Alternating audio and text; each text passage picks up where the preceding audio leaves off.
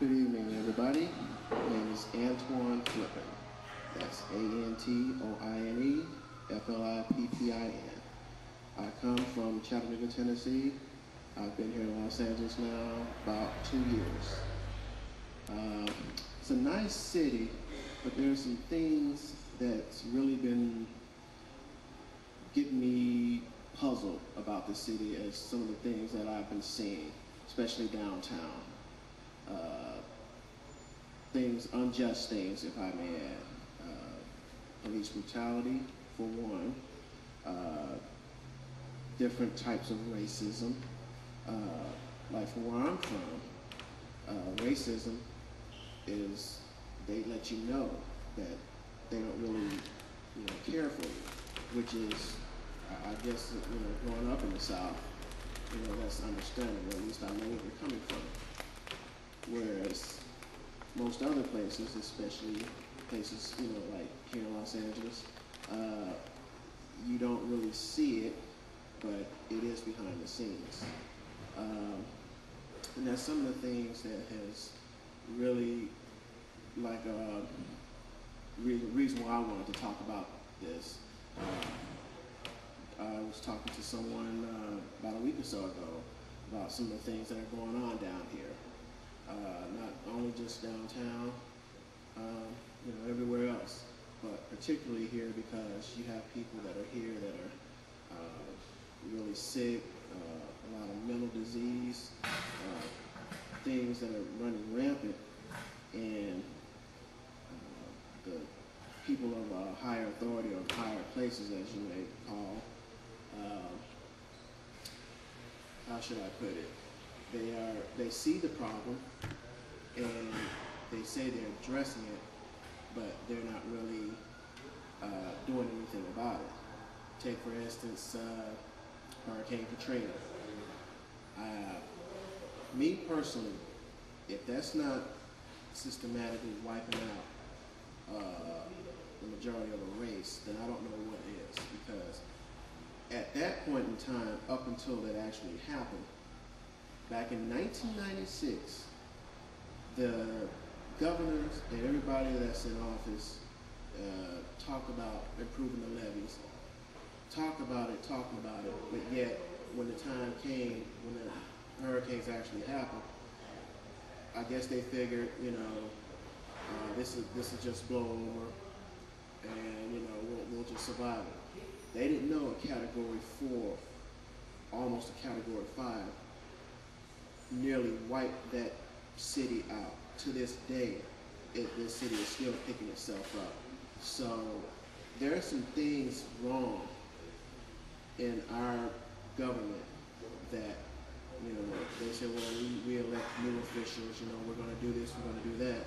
And yet when they get in office, it's like they just forget about the common people, doing what's right for the people. And a lot of times they lose sight of that and they just want to fill their pockets instead of just attacking the problem. And just like the gentleman said, before me, you know, we're living in a scriptural time, a time where we need to just really get closer to God and His Word and His knowledge, because we see everything that He has talked about and prophesied, it is coming to pass. And if people don't realize that and trying to turn a blind eye to it, then, when the rapture comes, and I am a firm believer in the rapture, when the rapture comes and they're left here on this earth for the 7-day tribulation, the only thing I can say is,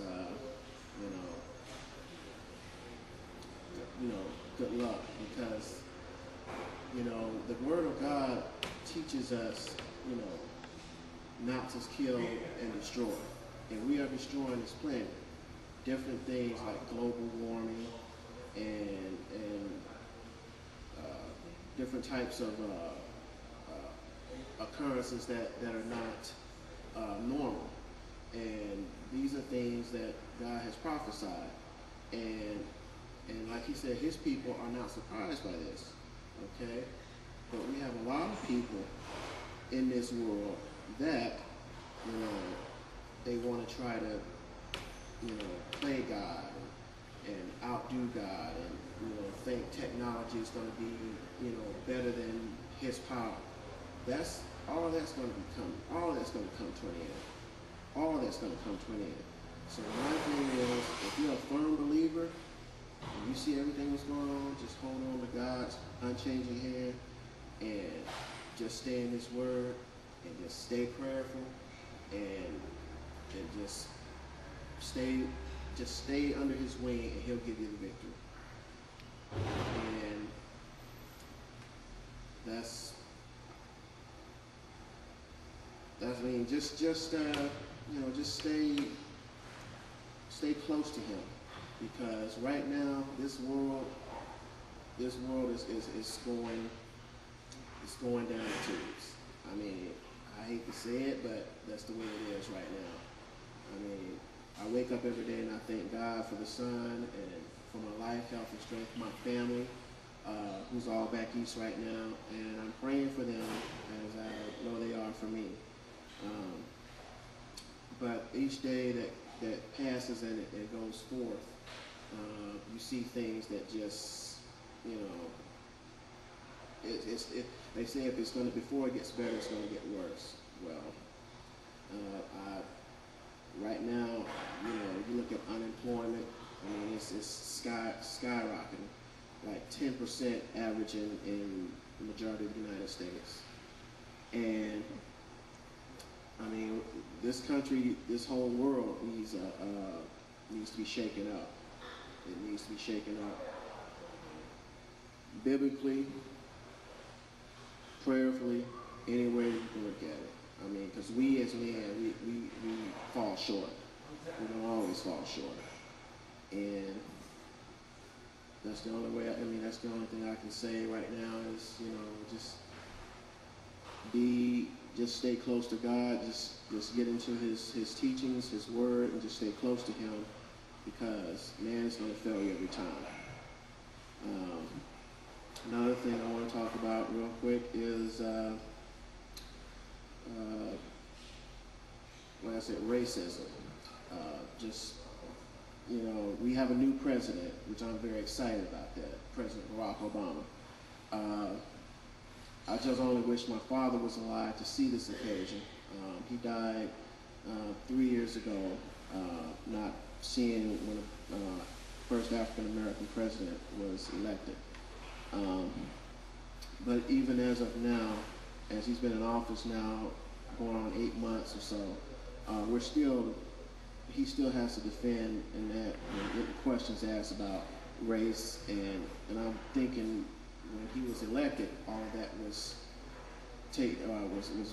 rid of, but we're still dealing with it, folks. We're still dealing with it. It can be 2010, 2011, we're still going to be dealing with this. So, only thing that I can say is, you know, I just be proud of who you are. Don't try to change. Don't try to impress nobody. And just stay true to yourself, because if you change yourself for the world and then lose your own soul, then what do you have to gain for it? And, you know, personally, I'm thankful to be alive to see him get elected into the White House. And, you know, who's to say, you know, if he's going to be a good president or not? That's not for me to say. Only thing I can say is I'm just thankful and blessed to have been alive to see him be elected. I think he has some very strong and good ideas. The majority of the world right now doesn't seem to think so. But you have to understand, he's been in office now not even a year, and he is taking on a administration, for one, that is in $1 trillion of debt. Two, left in ruins by a president, a former president, that falsely made up, I'm saying he's falsely made up some accusations about, you know, weapons of mass destruction, which we